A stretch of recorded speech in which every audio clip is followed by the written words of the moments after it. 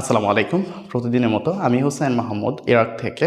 আজকে যে বিষয়টা নিয়ে মূলত আপনাদের আলোচনা করব, নতুন যারা এইচএসসি এক্সাম দিচ্ছেন বা এইচএসসি এক্সাম দিয়েছেন, অনেকে ভাবতেছেন এখন আপনাদের প্রিপারেশনটা কিভাবে হওয়া উচিত দেশের ইউনিভার্সিটি এবং দেশের বাইরের ইউনিভার্সিটির জন্য।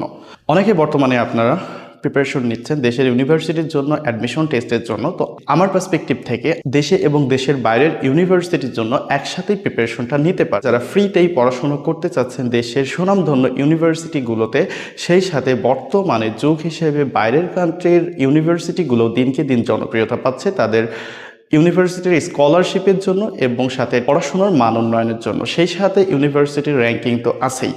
তো আমার কথা হচ্ছে যে আপনারা যেহেতু প্রিপারেশন নিচ্ছেন দেশের ইউনিভার্সিটির জন্য, তো সেই সাথে দেশের বাইরের ইউনিভার্সিটির প্রিপারেশনটা নেওয়াটাই আপনাদের উচিত। দেশের ইউনিভার্সিটির জন্য আপনার অ্যাডমিশন টেস্টের জন্য অনেক পরিশ্রম করতেছেন, বাট কোনোভাবে যদি আপনার ইউনিভার্সিটিতে আপনাকে গ্র্যান্ট না করে বা আপনি সেই সমপরিমাণ রেজাল্টটা যদি গ্র্যাপ না করতে পারেন, তো আপনি বাইরের দেশের ইউনিভার্সিটিতে সহজেই চান্স পেতে পারেন আপনার প্রিপারেশনের মাধ্যমে। তো সেই ক্ষেত্রে আপনাকে যেটা করতে হবে, আপনার অ্যাডমিশন সময় চলাকালীন আপনার ইংলিশের প্রতি বেশি করে ফোকাস দিতে হবে।